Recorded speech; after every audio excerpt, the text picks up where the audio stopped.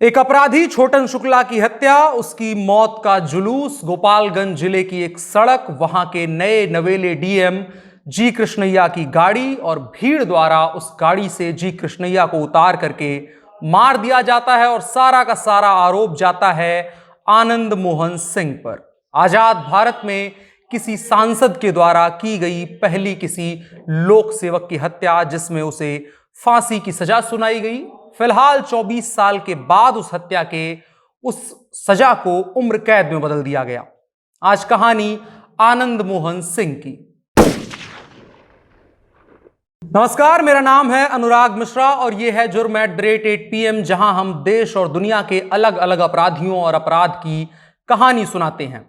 आज कहानी है आनंद मोहन सिंह की, एक ऐसा नेता जिसको एक समय पर लालू यादव का राजनीतिक उत्तराधिकारी यानी लालू यादव के बाद सबसे प्रसिद्ध चेहरा माना जा रहा था। इसकी वजह थी कि 1995 के चुनाव में नीतीश कुमार की समता पार्टी और आनंद मोहन सिंह की बिहार पीपल्स पार्टी के बीच में जो अंतर रहा था, जो चुनाव उन दोनों के बीच में अंतर रहा था, वो इतना तगड़ा था कि बिहार पीपल्स पार्टी समता पार्टी से काफी आगे थी और माना गया कि नीतीश कुमार से भी बड़े नेता आनंद मोहन सिंह होंगे। लेकिन वो कौन सी घटना रही कि 15 साल से नीतीश कुमार मुख्यमंत्री बने हुए हैं और 95 के चुनाव में उनसे बेहतर प्रदर्शन करने वाली पार्टी के मुखिया आनंद मोहन सिंह की राजनीतिक करियर लगभग समाप्त हो चुका है, वो जेल में है। तो वो हत्या थी, वो एक अपराध था और वो अपराध था एक लोक सेवक की हत्या का। जी कृष्णैया उस समय नए नए डीएम बने थे गोपालगंज के। बिहार कैडर में उनकी नया नया उनका आगमन हुआ था और उस वक्त आनंद मोहन सिंह के काफी करीबी छोटन शुक्ला की गोली मारकर हत्या कर दी गई थी और उसके बाद उसी का जुलूस निकाल रहे थे। पूरे रास्ते भर गाड़ियां तोड़ी गई थी, लोगों के साथ मारपीट की गई थी, बदसलूकी की गई थी और इसी कड़ी में जुलूस गोपालगंज की एक सड़क पर पहुंचा था। एक गांव था जिसका नाम खाबड़ा था, वहां पर वो पहुंचा था और जी कृष्णैया किसी मीटिंग से भाग लेकर के वापस आ रहे थे और अचानक से भीड़ की निगाह वहां उस पर पड़ती है और उस वक्त जातिवाद बिहार में काफी हावी था। ये सारे लोग थे सवर्ण लोग और सारे अगड़ी जाति के लोग और जी कृष्णैया के बारे में सबको पता था, वो दलित जाति से आते हैं और उसके अलावा भी बहुत सारे रोष थे, प्रशासन से बहुत रोष थे। छोटन शुक्ला की हत्या हुई थी और उसी का बदला निकालने के लिए पहले इस गाड़ी पर पथराव किया गया, उसके बाद जी कृष्णैया को निकाल करके मारपीट की गई और अचानक से एक गोली उनको लगती है और उनकी मौत हो जाती है। तमाम तफ्तीश होती है, 35 लोगों पर मुकदमा लिखा जाता है। फिर उसके बाद 2007 में इसका फैसला आता है, 29 लोग बरी कर दिए जाते हैं, 7 लोगों को अपराधी बनाया जाता है, 7 लोगों को साजिश करने और हत्या करने के लिए दोषी माना जाता है। इसमें कुछ नाम हैं जो अखलाक अहमद एक्स मिनिस्टर थे, अरुण कुमार एक्स MLA थे और साथ साथ आनंद मोहन सिंह। इन 3 लोगों को सजाए मौत दी गई, इनको फांसी का तख्ता दिया गया और बाकी जो लोग बचे थे उनमें इनकी पत्नी लवली आनंद भी थी और विजय शुक्ला भी उस वक्त जो इसके भाई थे छोटन शुक्ला के, उनको उम्र कैद की सजा दी गई। लेकिन इसके बाद ये मामला और आगे गया और 2008 में पटना हाई कोर्ट ने इस मौत की सजा को उम्र कैद में बदल दिया और तब से लेकर के अब तक आनंद मोहन सिंह जेल में सजा काट रहे हैं और तमाम वक्त पर मांगे होती हैं कि उनको बाहर किया जाए, रिहा किया जाए। कभी नीतीश कुमार उनके समर्थन में रहते थे, कभी आज विरोध में हैं। राष्ट्रीय जनता दल कभी उनको अपराधी मानती थी, आज उनके बेटे और पत्नी को अपने सीट से, अपने पार्टी से टिकट दे रही है। ये तमाम राजनीतिक घटनाक्रम 25 से 26 साल की उम्र वाले हैं।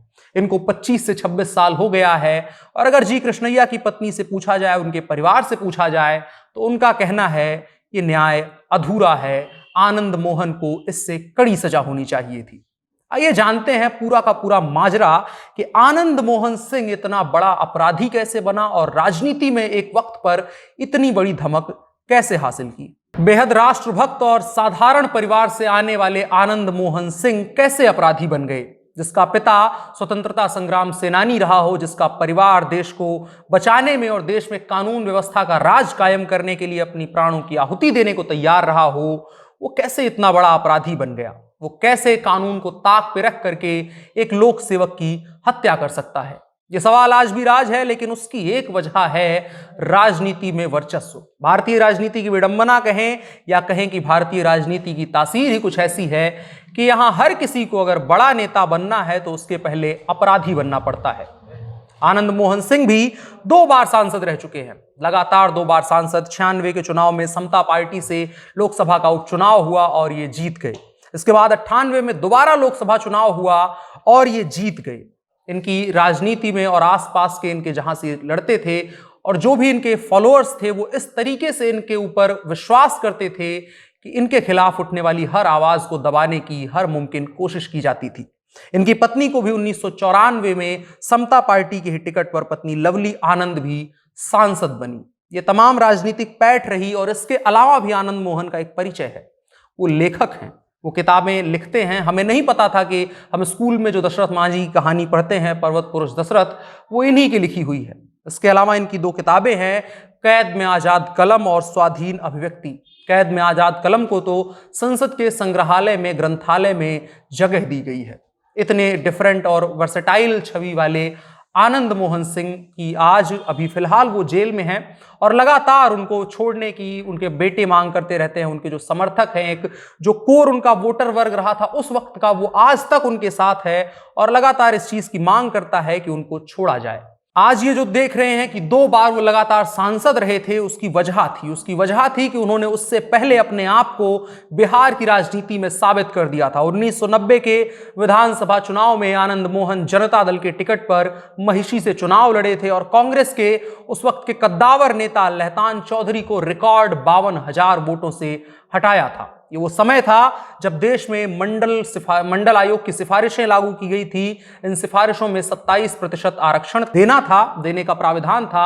जनता दल इसका समर्थन कर रहा था, लेकिन आनंद मोहन आरक्षण विरोधी थे और उन्होंने 93 में जनता पार्टी छोड़ दी और क्लियरली स्टैंड लिया कि हम राजपूतों और सवर्णों के हक की बात करेंगे, आरक्षण गलत है। और उन्होंने अलग होकर के बिहार पीपुल्स पार्टी बनाई और उसका नतीजा रहा कि लगातार 2 बार 96 और 98 में उनको बिहार की जनता ने चुन करके संसद भेजा। अगर बात करें कि 2 बार आनंद मोहन सांसद कैसे बने, 96 के लोकसभा चुनाव में उपचुनाव था वो, और उस वक्त आनंद मोहन जेल में थे, किसी अपराध की सजा काट रहे थे और जेल से ही उन्होंने समता पार्टी के टिकट पर शिवहर से चुनाव लड़ा और अपनी पुरानी पार्टी जनता दल के रामचंद्र पुरवे को रिकॉर्ड 40,000 वोटों से हराया। 98 में उन्होंने फिर से शिवहर की लोकसभा सीट से चुनाव लड़ा, लेकिन इस बार वो जनता पार्टी के टिकट पर हार गए थे। 1998 में एक बार फिर से उन्होंने शिवहर की ही लोकसभा सीट से चुनाव लड़ा और लेकिन इस बार उन्होंने पाला बदल दिया था और जनता पार्टी के टिकट पर एक बार फिर से वो चुनावी मैदान में थे और ये चुनाव भी उन्होंने जीत लिया। 99 और 2004 के लोकसभा चुनाव में भी आनंद मोहन खड़े हुए थे, लेकिन हार गए। आनंद मोहन ने 13 मार्च 1991 को लवली सिंह से शादी करी। लवली सिंह का परिवार भी स्वतंत्रता सेनानियों का परिवार है। उनके पिता माणिक प्रसाद स्वतंत्रता सेनानी थे। शादी के 3 साल के बाद 94 में लवली आनंद की राजनीति में एंट्री हुई और आनंद मोहन की कहानी का अहम किरदार यहां से शुरू होता है। लवली आनंद के बारे में कहा जाता है कि उनकी चुनावी रैलियों में आने वाली भीड़ को देख करके उस वक्त के सबसे प्रसिद्ध नेता लालू यादव भी दांतों तले उंगली दबाते थे। हालांकि बात यह भी थी कि उनकी रैलियों में भीड़ तो आती थी, उनको भाभी जी कह के सम्मान भी करती थी, लेकिन वो भीड़ वोट में कन्वर्ट नहीं होती थी। लवली आनंद पहली बार 1994 में उपचुनाव की सीट जीत करके संसद पहुंची थी। उन्होंने उस वक्त बिहार पीपुल्स पार्टी यानी अपनी ही पार्टी से चुनाव लड़ा, लेकिन उसके बाद उनकी राजनीतिक साख गिरती गई। 99 के लोकसभा चुनाव में उनकी रैलियों में भीड़ तो दिख रही थी, लेकिन वो हार गई और इसके बाद उन्होंने 2009 में लोकसभा चुनाव में हाथ आजमाया और इस बार पार्टी थी कांग्रेस। भीड़ एक बार फिर से आई, भाभी जी के जयकारे के नारे लगे, लेकिन वो हार गई। इस बीच 2004 में बिहार पीपुल्स पार्टी का मर्जर भी हो चुका था कांग्रेस के साथ में, क्योंकि उस वक्त पर आनंद मोहन की राजनीतिक साख गिरने लगी थी। लगातार वो जेल में रह रहे थे और वो जमीन पर कोई भी काम नहीं कर पा रहे थे। और 2010 के भी चुनाव में, बिहार विधानसभा चुनाव में, लवली सिंह कांग्रेस के टिकट पर ही खड़ी हुई आलमनगर की सीट से, लेकिन ये चुनाव भी वो हार गई। और इसके बाद कांग्रेस पर ही आरोप लगाते हुए, जिसमें उन्होंने 2004 में अपनी पार्टी का मर्जर करवाया था, उस पर तमाम आरोप लगाते हुए लवली आनंद सपा में शामिल हो गई। 2014 के लोकसभा चुनाव में लवली सपा के टिकट पर शिवहर, जहां से आनंद मोहन एक वक्त चुनाव लड़ा करते थे, वहां से लड़ी, लेकिन वो हार गई। 2015 के विधानसभा चुनाव में उन्होंने फिर से एक बार पाला बदला और जीतन राम मांझी की पार्टी हम सेक्युलर से शिवहर से फिर खड़ी हुई, लेकिन एक बार फिर से हार गई। इसका साफ साफ मतलब था कि जनता इमोशनली तो आनंद मोहन सिंह के साथ में खड़ी है, लेकिन वोट में वो जनता तब्दील नहीं हो रही है। चुनाव की तारीखें जब आई तो लवली आनंद राजद में शामिल हो गई, क्योंकि वो हमेशा से शिवहर से ही चुनाव लड़ती आई थी और उनको शिवहर सीट पसंद थी। उनके पति भी उससे शिवहर से सांसद रह चुके थे 2 बार, इसलिए वो अपनी जो सीट थी उसको बचाने के लिए, ताकि हमें शिवहर सीट से टिकट मिले, इसलिए वो राष्ट्रीय जनता दल में भी शामिल हो गई।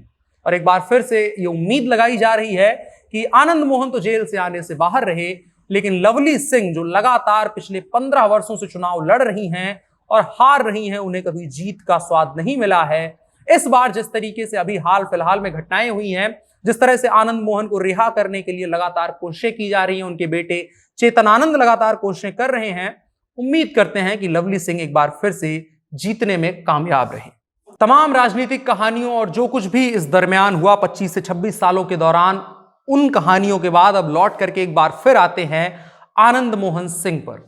आनंद मोहन के साथ में 7 लोगों को सजा हुई थी, उसके बाद उनकी पत्नी भी उसमें शामिल थी, उनको बरी कर दिया गया। 4 और लोगों को बरी किया गया, 3 लोगों को मौत की सजा दी गई और उसके बाद इन तीनों की सजा को 2008 में पटना हाई कोर्ट ने उम्र कैद में तब्दील कर दिया। और कुछ दिनों के बाद जब मामला सुप्रीम कोर्ट में गया तो बाकी सभी को बरी कर दिया गया और इकलौते आनंद मोहन सिंह को जेल में रखा गया, उम्र कैद की सजा काट रहे हैं। लगातार ये मांग उठ रही है कि उन्होंने 14 साल का वो वक्त पूरा कर लिया है, उसके बाद उनके व्यवहार और कार्यकलाप के आधार पर उनको रिहा कर दिया जाना चाहिए, जिसको लेकर के बिहार में तगड़ी राजनीति हो रही है। वक्त वक्त पर प्रदर्शन होता है। उनके बेटे चेतन आनंद इसको लेकर के लगातार बात करते रहते हैं और कभी उनको आनंद मोहन को जेल में रखने की पक्षधर राष्ट्रीय जनता दल आज इस मांग के साथ समर्थन करती है उस चीज का कि आनंद मोहन को रिहा कर दिया जाना चाहिए। इस चीज को लेकर के आपकी क्या राय है? आनंद मोहन को लेकर के आप क्या सोचते हैं? आप हमें कमेंट बॉक्स में बता सकते हैं और साथ ही साथ कहानी कैसी लगी ये भी आप बता सकते हैं और किन अपराधियों के बारे में, किन अपराधों के बारे में आप कहानी सुनना चाहते हैं ये भी कमेंट बॉक्स में हमें बता सकते हैं। मेरा नाम अनुराग मिश्रा है, कैमरे पर पीयूष कुमार चौरसिया जी खड़े हैं, आप जनता जंक्शन देख रहे हैं। शुक्रिया।